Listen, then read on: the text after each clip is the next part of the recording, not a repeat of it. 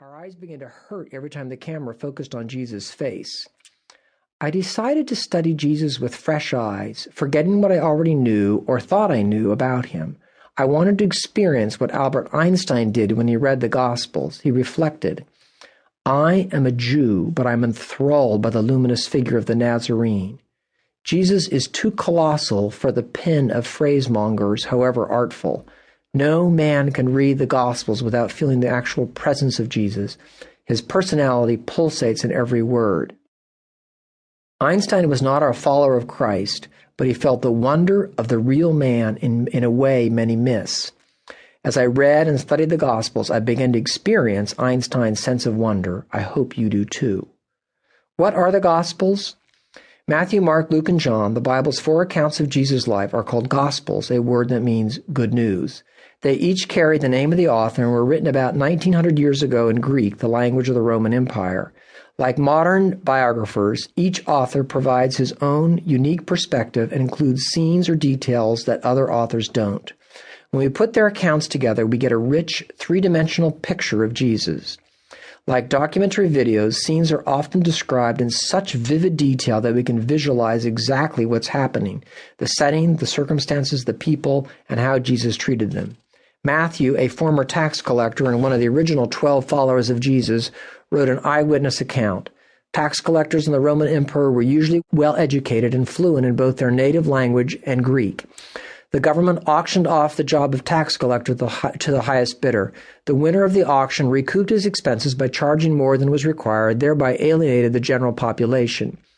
Think of Matthew as a very smart former used car salesman. Though he's been changed by Jesus, he could still read people like a book.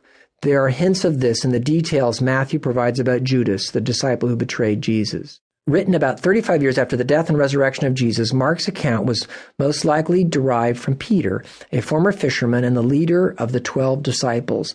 Like Peter's personality, Mark's story is fast-paced and passionate, and it captures the shocking impact Jesus had on people. Luke, a doctor and traveling companion of Paul, one of the leaders in the early church, based his chronicle on the testimony of eyewitnesses. His book breathes compassion for the little people and the powerless, outcast women, children, the poor, and the disabled. John, another former fisherman and one of Jesus' most intimate friends, wrote his gospel last. As someone particularly close to Jesus, John gives us unique close-up glimpses of him. Are the Gospels reliable history? I'll let you judge for yourself. My only request is you read them with an open mind the way Einstein did.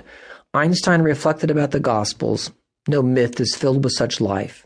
How different, for instance, is the impression which we receive from an account of the legendary heroes of antiquity like Theseus. Theseus and other heroes of his type lack the authentic vitality of Jesus. C.S. Lewis, Oxford professor and a leading expert on myth, wrote, "I am perfectly convinced that whatever else the Gospels are, they are not legends.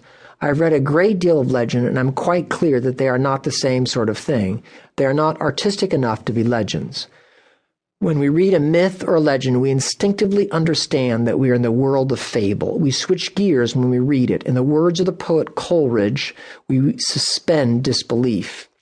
But the Gospels are set in a real world of needs. Wine running out at weddings, hungry crowds with not enough food, fruitless fishing trips, and no money for the tax bill. Into this world quietly breaks the miraculous, which seems as ordinary as the hassles. In myth, extraordinary people in an extraordinary world do extraordinary things. In the Gospels, the extraordinary love and compassion of a remarkable man radiates and illuminates an ordinary world. A study of love. This book examines how Jesus treated the people he encountered because it's in little moments with friends and family that most of us reveal our true selves. Jesus is no exception. Gandhi, a Hindu and national leader of India, enjoyed chiding Christians that did not take seriously Jesus' call to love. Yet what is more difficult to learn than love? How do you love someone when you get no love in return, only withdrawal or ingratitude? How do you love without being trapped or used by the other person? How do you love when you have your own problems? When do you take care of yourself? How do you love with both compassion and honesty? When you're compassionate, people use you, but when you're honest, people get angry. What is love? Most of us have lacked good models of love. We don't even know what's normal anymore. Let me suggest this. The person of Jesus is a plumb line to which we